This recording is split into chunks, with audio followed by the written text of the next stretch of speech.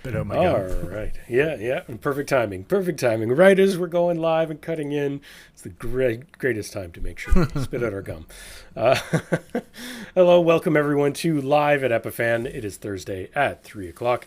And Dan, we are here to talk about some interesting things we've gathered the past couple of weeks. And we've noticed some trends that we're going to talk about. I think are kind of interesting that we want to share with everyone. But how's your Thursday going? It's going really well. We had some tacos for lunch, which was absolutely Yeah. delicious. I do That like was good. tacos. Yeah, yeah, it was definitely So nice. enjoyed that. Beautiful day outside, and we kind of had some tacos in the park. How can Yeah, you it was complain? perfect. I cannot. Yeah, so that was great. But today we want to dive into, like I said, maybe some trends. What's kind of the first one we've seen kind of popping up? Some weird stuff with cameras, right? Better webcams, George. Better webcams. Better web. This has been Finally. this has been a theme for us, I think, this year, because we're always trying to keep track of the advancement in webcams, and we've seen some cool ideas. Things like Yeah. sticking your webcam in the center of your screen. Things like, well, I mean, obviously we're always trying to attach bigger and better cameras, but some people want smaller and more nimble and cheaper. So Yeah. depending on what you're trying to accomplish with a webcam. So it's always nice to see some innovation there, because things were stagnant for a few years. Yeah. Well, I think this one's really interesting because this is a bit of a pivot for the company, and we'll talk more about some other pivots we spotted as a trend. But Insta360, for those who don't know, generally are known as an action cam, 360 cam company. I would say that their expertise in 360 cams has become the go-to. They've kind of become the brand of that world.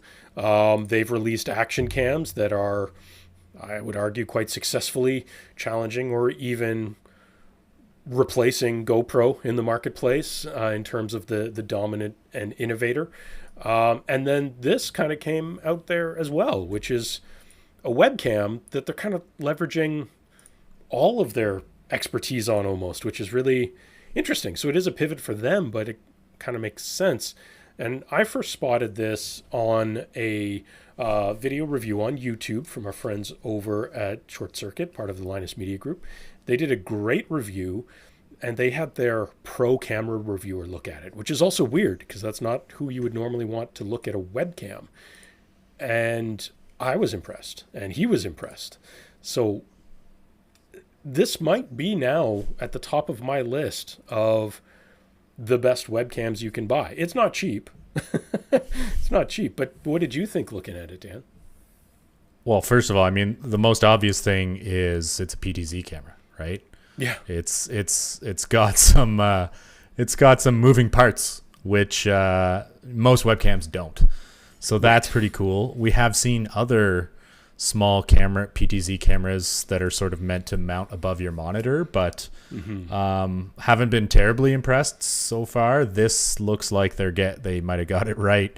One, I guess, thing that Insta360 was already known for is having extremely high quality cameras in a very, very small, compact form factor. So it seems like they've taken what they've learned from doing tiny pocket 360 cameras, and they've managed to sort of take that experience and build it into a webcam in a really unique way. So that's cool. And look at this 1-inch sensor. I mean, and the size of that's thing amazing. is crazy. It's tiny. It has a big sensor for its size.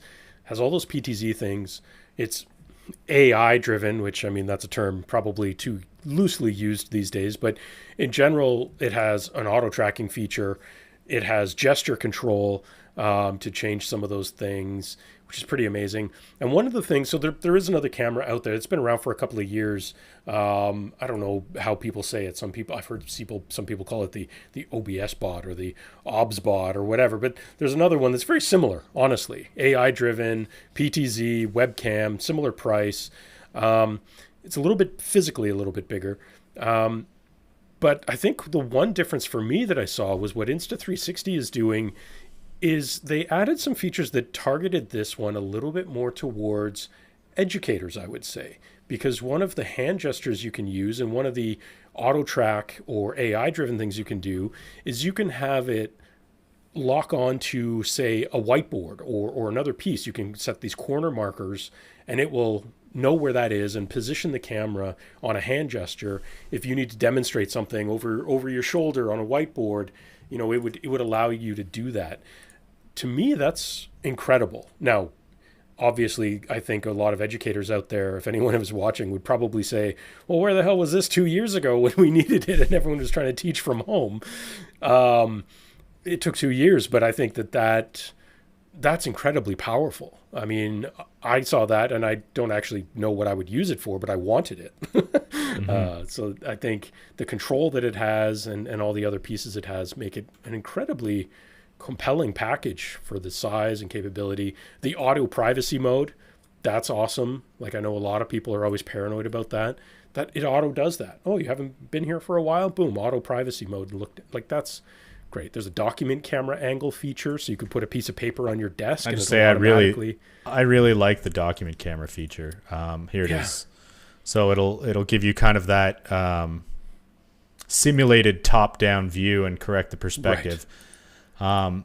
I've also seen a similar thing. Like, just to point out, Marta and I were looking at this. This is an iPhone app called Desk View, and it does kind of the same thing. Let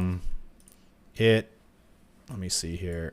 You mount your phone, actually, I think is the idea, above your laptop, and then it will create a simulated top-down camera for whatever, right, and correct the perspective as well, which is nice. So, yeah. So I think this is a pretty significant pivot for a company, but innovation in a space that, you know, and yeah, I mean, near $400 webcam is expensive. Like, let's be honest about that. But I think you're actually getting a lot for your money there. I mean, to go to a real PTZ camera, you're $1,000+, right? So, I mean, I think what it's capable of doing is actually pretty incredible. Most auto tracking cameras are $2,500, $3,000 plus. So, I mean, this seems incredibly powerful, but also small enough you can use it anywhere. So I think that's, to me, I think it actually is a lot of value. So it's... Sounds like you love it, George. I think you're going to have to I do. Get one of these and put it to the paces. Maybe. In my current space, it probably doesn't make sense, but it might in the future. Certainly, I think it's pretty neat. Well, here's something that you might not be jumping on board so quickly for, George. Let's just switch gears. I saw this. This is the new app that people are talking about. The new social media app, beReal. And George, I mean, we both know that, you know, social media, we love it. We love sharing our lives on we definitely and curating our content. But actually, I guess this is kind of a response to some of I'd say the Gen Z trend of like kind of rebelling against the big social media companies. And beReal, the whole point here is to abandon sort of the curation of social media profiles and be more authentic, I think is the function here. So how it works is actually at any given moment, you'll get a notification and you have to share an image of what you're doing. It'll share your camera image both from the front and rear facing camera. So it's kind of giving a shot of you and a shot of what you're doing. And sometimes you might be reading a book, maybe you're on vacation, or maybe your kitchen is on fire. If that does happen, I would not recommend pulling out your phone.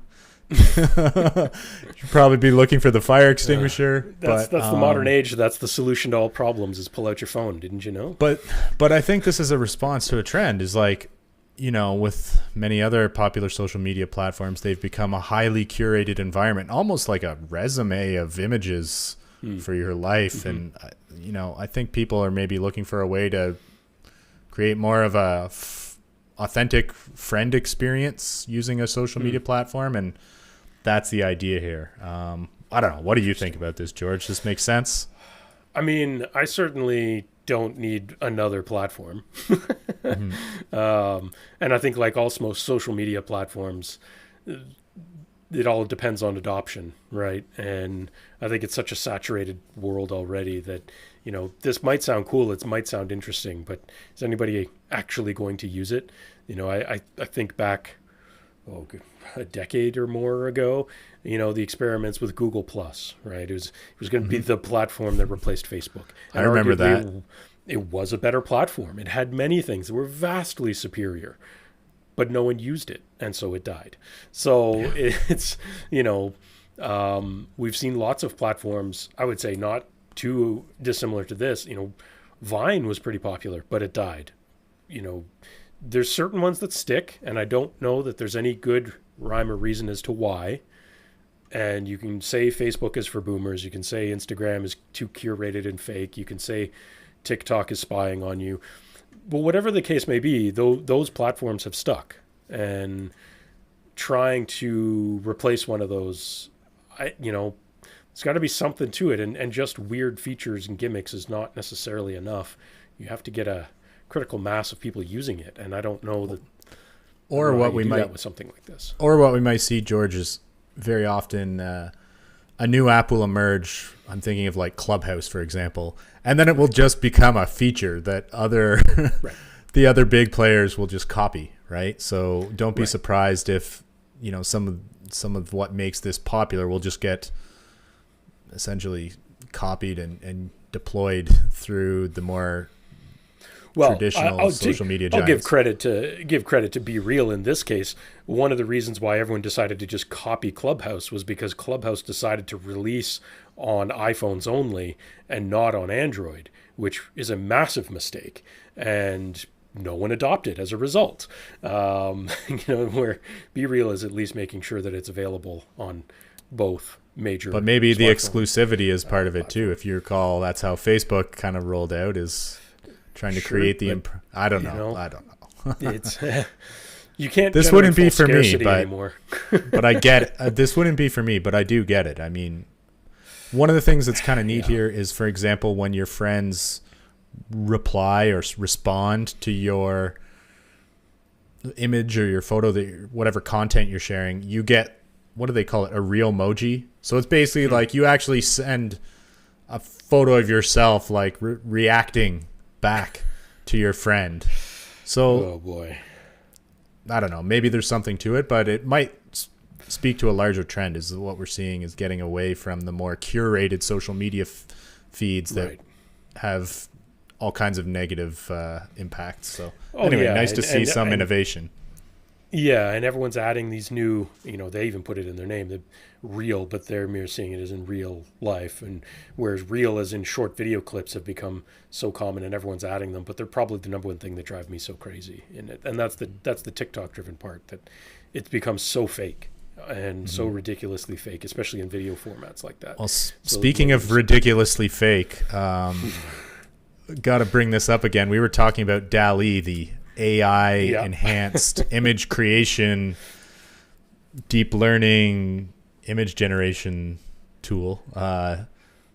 Check our previous episode if you'd like to learn more about that. This is cool because someone has now built DALL-E 2 into Sony cameras.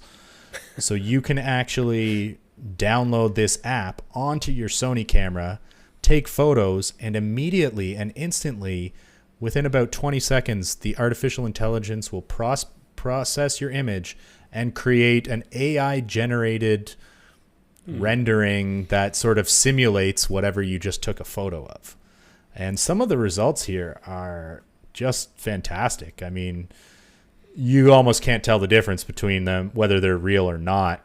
They look like they are definitely possibly a real image. So, for instance, here we see a real image. This looks like some kind of nature conservatory or, I don't know, some beautiful vista. And DALL-E has kind of like reinterpreted it in some ways here. So it's just very interesting, and I like to nerd out on this. I think this is just cool, and it sounds like something that would be fun to use and artistic, and I'm all about this. And I think this is a cool example right out of the gate of someone integrating artificial intelligence directly at the camera level, like right on the hardware as you take the photo, getting those results instantly. There's just I think there's so much potential here that's interesting and fun and cool. Yeah, and arguably, the fact is every modern flagship cell phone camera is AI manipulated, right? Like they're no longer just point and shoot. They're point and shoot AI modified. This is obviously a much higher extreme, but whether you have the latest Pixel device, the latest iPhone, there is software that is messing with the images to improve it or not, and that's becoming. I think in some ways the whole beReal thing is going after the fact that nothing on Instagram is real anymore, right?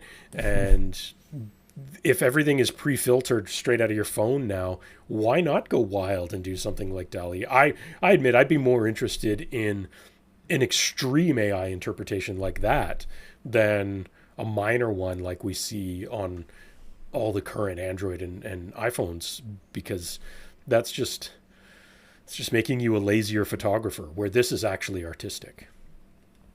Well, to kind of take a spin off of that, we might see how this impacts sort of the brand and working world as well. This was from Marta. She found this DALL-E implementation where they were using it to like create different brand logos. So you would basically feed a brand logo to the AI and it would reinterpret your brand logo. I mean, this is incredible. I mean, some of this... It's fun. This is going to change the way that creative people use creative tools. Yeah. And I mean, it raises a lot of interesting questions for sure, but the possibilities here, I don't think we totally understand it yet. And it's only going to continue to evolve. So just something to keep our eyes on is like how AI image generation, we've talked about before, when will this make the jump to video? That's going to be interesting as well. Well, and I don't think we're that far off. Now, the other trend we kind of ran across was there seemed to be a lot of news about things related to bit rates and data flow, but it kind of relates to what you were just saying in the sense that we're already manipulating video. We're already changing it. The thing is, we're often changing it back. And so this was a great article that you found, Dan, that I thought was really interesting. And that's that Netflix, in an effort to save bandwidth, and from a technical perspective, this makes perfect sense. But you and I talked about this, not even necessarily on opposing sides of an argument, just randomly throwing it around about the artistic impact of this sort of thing. But they are removing the film grain noise, which is artificially added anyways, but they remove it in many cases artificially added. Old ones it's there, old movies it's there, but modern stuff it's generally fake because it's all digitally shot anyways. But they're removing it to save bandwidth, which is interesting. But then they're adding it back at basically the player software level because it's cheaper bandwidth-wise to do it that way. For those who don't know, compressing noise is very difficult and very messy and often looks like creates garbage more artifacting and actually can deteriorate your image quite a bit. Yeah. Right. If your bit rates are really, really high, it's expensive part of your overall image quality, right? Right. So this makes a lot of sense from a bandwidth perspective. The question is, why add it back other than people feel like that's what they expect or they feel that's how it's supposed to look? But then the question you raised, Dan, which I thought was a really interesting one, and I'd love to hear the audience chime in on this. What if when you added it back, it was a different grain than was originally there post-production or the director, the producer? Like, what if it's Netflix reinterpreting the film grain, right? Because there's different grains. They're not all the same. Well, it depends on the film stock is actually what causes film grain in there initially, right? The ISO of the film stock you're using, whether it's a Kodak or what have you. But we don't shoot on film anymore, unfortunately. There's some beauty to film, and film grain is part of that. So, at least for the last 10 years or so, as we've moved to using things like 8K red cameras to shoot, or RE cameras, digital cameras to shoot Hollywood films. Everything. A lot of the grain now needs to actually be added in post-production, and a lot of people will actually use film grain samples from film stock of old days. Right. And the art, there's definitely some artistic choices that are happening in how film grain is represented in moving pictures. And if you were to talk to a director like a David Fincher or someone, believe me, they have meticulously thought about what the effect the film grain has on the image and on the meaning of what you're watching. And it can create a mise-en-scene, if you will, about what the director is trying to convey artistically. So for Netflix to just remove that haphazardly, I think is actually an abomination. And if you were probably to talk to some classic film cinematographers and directors of photography, they would agree that it is kind of an abomination to just denoise old films. You're changing the film. It was intentionally put there in the first place, right? But the reality is, it's not something that is conducive to the modern way of transmitting films, which is over limited digitally, streaming bandwidth, right? Yeah, and I think for me, I guess I am not a young man by any means these days, but I guess in a way I am a little bit more of a digital child, if you will, in the sense that I'm not a purist in that sense. I if it's shot digitally and the film grain wasn't there naturally, then I don't see that it needs to be there at all. To me, a lot of this is the equivalent argument of the sound's better on vinyl for the audiophiles. It arguably doesn't. Vinyl does not sound better. It just doesn't. But it sounds different from an emotional place. It gives you a different sense of, I see what you're getting at, yeah. Realism, right? You have this expectation of pops and crackles and a different, it gives you that warm, tingly feeling, if you will, right? Mm-hmm. And film grain's that same sort of thing, right? But arguably, the images are worse than a clean, crisp digital image, the same way the audio scratching on a needle is worse. But sometimes you don't. But sometimes digital. A director might not want it to look good. They want it to look dirty. That dust that was on the original film print, they could have removed it, and they chose not to. So there's reasons why you might want something to not look clean and pristine and shiny. The fact that Netflix is doing this is going to create, I think, probably a very robust debate about not only what it means to re-edit old movies, but also about what the future of film looks are, and they are going to change because of this. So it's going to have the other impact. big trend, and I think this really heavily started, at least in my memory, and I could be totally wrong about this because I'm not a film nerd or film historian by any stretch, but in my memory, the first film I remember seeing that had a very intentional color palette as part of the theme was probably the first Matrix movie, right? It was very intentional that everything was green.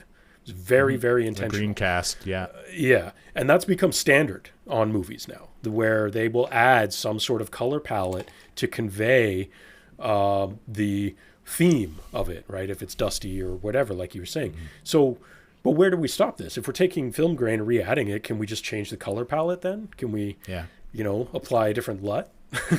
Well, that's I think could be a very interesting conversation. Is if you could apply the LUT at a software level as a layer, maybe there could be some encoding advantages, right? So imagine that perhaps rather than encoding a fully colorized final image, you were instead encoding, a flat image, and then you're expanding the color range at the player level, right? Exactly. There could be some huge benefits to encoding to bitrate cost, right? To not interpret the colors before you stream, but rather afterwards. So Right. maybe they're onto something with this, and we could see more of this. From a technical perspective, that makes a ton of sense, especially as resolutions scale up. We need to reduce bandwidth somewhere else. But then it starts to come around to the idea of, the DALL-E of things. What's real? What's the actual interpretation of the original art? And that, I don't think I'm in the right place to make those decisions. I'm no expert, but it's I know definitely there's video producers out there that hate the idea because they have this vision in their head. And Dan, you're one of them. You have this vision in your head, right? Like you want things to be a certain way when you're creating it, and the idea of someone else manipulating that is maybe not the best. Yeah. Well, to use your example, like with the records, I mean, if someone was to just say, "Hey, we're gonna like clean up all of these," I don't know, if they were to take some Metallica album and like clean up the recording, the grunginess of some of those, but that's the thing riffs, they do now. You know. Yeah, but they are doing that. It's all some people remastered will. now. Well, some people will not be happy about that, right? It's supposed. I mean, if you go onto Spotify today, for example, funny thing, bit of a tangent here. Sorry, in the background to the producers, but Metallica, as you mentioned, is hugely popular again, top of the charts again, thanks to Stranger Things. Cool, awesome. I thought it was awesome. It was amazing. But if you go into Spotify and look at the version of Master of Puppets that's at number 1, it's the remastered version. Right. So, and even then, people are doing remasters on vinyl and selling it. So there's, they sell well. Yeah. It's interesting to see how that something art can be remastered and evolve over time. So from pivoting art to pivoting products, that's my beautiful segue of the day. There has been a bit of a theme here in pivots to different platforms, pivots to different products, pivots in how we save bandwidth.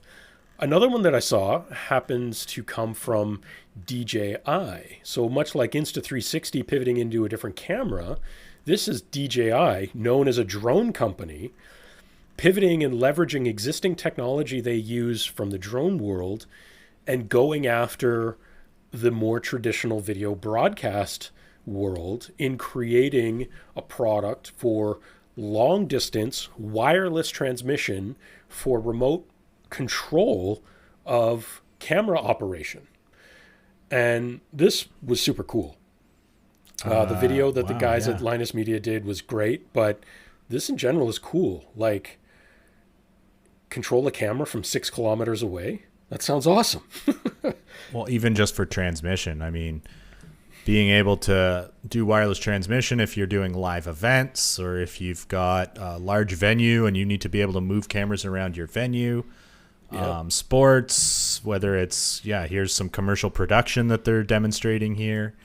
The fact that DJI is getting into the wireless transmission game, this is a big deal. I mean, obviously for drones, it was all about doing that so that you could, operate your drone. But this is now the intent here is for, high level production. So a full camera. This is a big deal. Yeah, so instead of controlling all of the, dimensions of a drone control, this is doing all the dimensions of a camera control, pulling focus and doing all those things. So they're leveraging, honestly, it's really the same kind of technology at a base level. They're just using it for a different command set. But it's really fascinating. I think the bigger thing here is that the base kit of this is like $2,500, which in the world of products like this is dirt cheap. Yeah, that's very competitive. That's crazy. So I think it's fascinating. I think it's really interesting. And it is a pivot for DJI going from, hey, we make cool drones that you can fly around with your kids to, hey, we're producing professional broadcast systems. And, you can see them. They have a gimbal that they've created to go along with this that you can remotely control. So it's also very modular. You might only need one part. You might want the gimbal. You might want the full thing. So it's pretty cool, actually. I think it's got some recording functions too. So like it's also kind of creeping into that Atomos territory, maybe a little bit as well. So it is using a compressed stream. But they managed to keep the latency extremely low. So that's where it kind of relates to our bit rates of Netflix, right? Is that we still need to compress things sometimes in order to save on bandwidth. And so they're using a method of variable compression here. So the bit rate can change at random in a way. So it's maybe not the best way to do super high quality transmission, but it's enough to control the camera, right? It's never going to be bad enough to reduce that. But yeah, and then the fact that, you know, it's super low latency, and I'll have to throw this out there to Linus at Linus Tech Tips in their video reviewing this. He specifically had a section that made me smile tremendously. It made my day, where he called out that you know, it is low latency, somewhere around 60 milliseconds, and in the world of video transmission, that's really low. And anyone who's advertising zero is lying, because it's not possible. And I really appreciated that they called that out. But, you know, again, setting expectations, like, that's still good enough for you to produce video and control the camera remotely in a fantastic way. And they did run an experiment up to just under 7 kilometers on line of sight, basically, which is incredible. That's unreal. Well, it's cool to keep tabs on DJI. This is they've been doing some cool stuff. So I highly recommend checking out the review video of it. The way they demonstrated some of the things you can do, slap it in a Ronin with the gimbal and just, you know, have a guy walk around holding the camera and someone else can sit in the truck and do their job, right? It's kind of an interesting way of getting things done, and honestly quite affordable for what it does, I think. Shift gears a little bit here. DJI's one company we keep tabs on. Another one is Logitech. We want to see what they're up to lately. And Logitech kind of getting back to some of its, you know, obviously peripherals has been big for Logitech. I was expecting to see them come out with like a Stream Deck competitor, honestly, but I'm waiting for that still. In the meantime, here's what they're giving us, some gaming.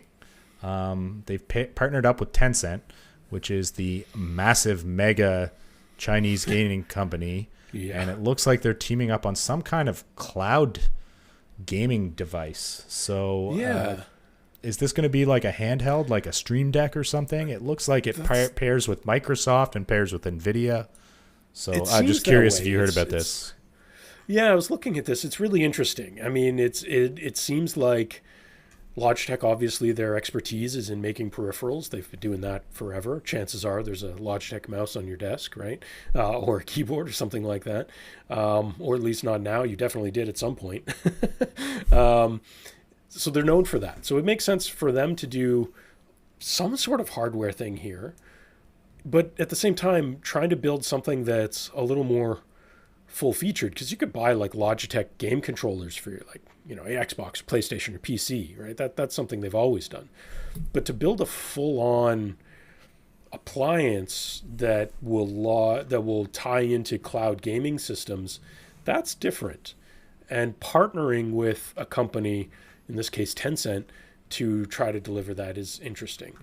Now, I am glad to hear that it should be able to connect to, you know, hopefully other cloud platforms, because I personally am not the biggest fan of Tencent. So I would hope that you could use it on things like GeForce Now as well. Because if it's something that locks you into, say, only a Tencent, only their games, right? Yeah, then that's not something I'm into, and I would have a hard time. But I can't imagine that's what Logitech would want to do. Why would they want to be exclusive? I mean, traditionally Logitech has done joysticks, gaming controllers, gaming steering wheels, and, you know, things like they're that. Generally platform agnostic. They've always been platform agnostic, so I'd be really surprised if they were like, yeah, we're going to release a gaming handheld, but it only works with Tencent games. Right. So, and it's fascinating because obviously this is coming hot on the heels of Valve's Steam Deck, which has been incredibly popular. Now, that is from a different approach, right? The Steam Deck is literally a handheld computer that runs a version of Linux with the Steam app on top as essentially the OS GUI, and runs your Steam games, both locally and some can be done remotely. So, but really, it's a computer. It's a handheld computer that can do anything. Yeah, it's an AMD-based computer in your hands, and a hell of a good one for its size. So are they trying to go after this? Is that the target? Because they're approaching it differently, but is that what they're trying to do? It sounds kind of similar to me. I mean, Steam is using the Steam platform, but if whoever's going to win here is going to provide a good value and be platform agnostic, because much like with film, if you could buy some, little movie thing, but you could only watch Netflix with it, people would be like, oh, I'm not going to commit to that. Right. You want to be able to watch Disney Plus, and you want to be able to watch whatever else. So yeah, much the same way. I think if Logitech builds an open platform way of streaming games to a handheld device, cool. I'm for it. I think that's really neat. But it is a bit of a pivot for them to do this type of device, or to this extent, and definitely a bit of a pivot to partner in that way. So yeah, I guess we'll see. I don't know. I'm curious, but I wouldn't have my hopes up of it being. Yeah. Maybe Logitech just needs help with the software side. I don't know. Maybe. Who knows? Maybe. Hey, well, we've rambled on several topics. You want to chill out for a minute and head over to the kitchen? Oh, they're leftover tacos? Q Graphics, Adam Palmer. Yes. Yes. What is happening? August 17th at 11 a.m. Pacific time, 2 p.m. Eastern. We've got another webinar coming up, and this is Level Up Your Live Streams with HDMI to USB video capture. And there's been some happenings with capture cards at Epiphan as well. Maybe what's the value here? Why would someone want to check out this webinar? Well, I think at this day and age, most people have heard of capture cards, and many people are using them, but some people still don't understand why they might need one, or maybe you have someone you've tried to explain it to, they don't quite get it, or you've refused and don't understand it yourself. And the possibilities when we talk about video capture like this are pretty big and can be a real game changer for a lot of different scenarios. So we want to share some of that. And yeah, I don't want to give away too much, because this I'm excited for this webinar. It's really interesting, because we'll also be talking about some new stuff from Epiphan. So you'll have to come back and watch that webinar to learn about that. Okay, no spoilers, no spoilers. Yeah, not too much in the spoiler area. But needless to say, I was playing with some stuff today in the office, and I was pretty excited. So awesome. I'm going to be interested to share that with everyone. But, Dan, you and I are arguably using, video capture right now. Right now, yeah. I'm using an AVIO 4K, I think. And the great thing is, I almost forget I'm using it because it's just under my desk. I don't have to mess with it. It's there, it's working, and it's reliable. What else can you ask for? Get a high quality video image and use it just like a webcam. That's kind of the basis of it. And we're going to break that down in more detail during the webinar. But you guys put out a great new blog, right, Dan? Yeah, Marta put this blog together, and might seem a little bit like a topic like, oh, I already know what that is, but maybe there's a little brushing up that everyone could do on what is the difference between HDMI and SDI. And then, there's some pros and cons to both depending on your scenario. Most people are familiar with HDMI cables, but of course those are evolving, and new standards, HDMI 2.1, and then also with SDI, there's a bunch of different levels of HDMI some people are familiar with, but maybe it's time to brush up on exactly everything you need to know about HDMI and SDI. Pop quiz for you, George. What does SDI stand for? Serial Digital Interface. Ding, ding, ding. You win the prize. Perfect. I'm trying to put you on the spot there. You know your stuff.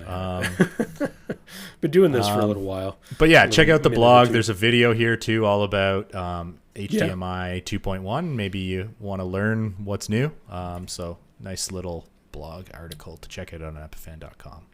No, that's a really good one. And I don't, the only thing, this is from my pet peeve or grind my gear part, I suppose, but SDI often gets confused with the ancient archaic standard of composite video, because in industrial uses, composite uses basically the same locking BNC connector, but signal wise, they have nothing to do with each other whatsoever. And oftentimes people physically confuse them, and that causes headaches for me. So understanding, even though that blog article is about HDMI and SDI, even just reading it to understand what makes SDI will make people also understand why it's not interchangeable with old composite video. Yeah. So yeah. Well, if DJI keeps it up and keeps doing what they're doing, maybe we won't need the cables someday. Exactly. But for now, you still need a high quality cable to transmit the highest quality videos. So for sure, definitely something. Speaking of high quality, we also published a case study. This one is really cool because I always love it when we get these case studies that we can write up from customers. And this one's all about Pearl Nano and it just being the backbone of their virtual and hybrid productions. And yeah, this is cool. Yeah, bulletproof, reliable. That's what they needed, and that's what they found with Pearl Nano. And that's this is great to see. J&B production company out of Tennessee. And they do some pretty high-end live events. I mean, they're working with big national brands and recognized Fortune 500 companies and doing really high-end events. And there it is, right in there on the top of their rack, sitting on top of it. And look how nice and small it is compared to everything else. The couple Pearl Nanos there, and they just use it as an add-on encoder to their kit, and it works really well for them. It's a perfect fit for that. So really, really pleased to see that. And I think the big things that they point out in this story is just the peace of mind that they got. They've used Epiphan products and they just kind of work. No headaches, no stress, and really flexible, reliable devices. So yeah, glad that we were able to tell that story a little bit. And J&B Production Company is a really cool company. So check it out. No, that's great. Yeah, definitely check out the blog, check out the case studies, and obviously check out the webinar next week. We're going to talk about video capture, which should be super fun. But I think that'll do it for this week's show, Dan. It was great seeing you earlier today. It's always great to see you on the show as well. Join us 2 weeks from now, the next episode. We're going to do a fun experiment. I've been promising this experiment for a while. We're finally going to do it. Because I get asked about this all the time, we are going to take a Pearl Nano on the road. And I don't want to, give too many spoilers out there, but we got some fun stuff planned. So join us 2 weeks from now. That'll be August 25th, I guess it is, for another fun experiment on Live at Epiphan and all around Pearl Nano. So tune in then. We will see you next time. Thanks, Dan. So long, George. Bye.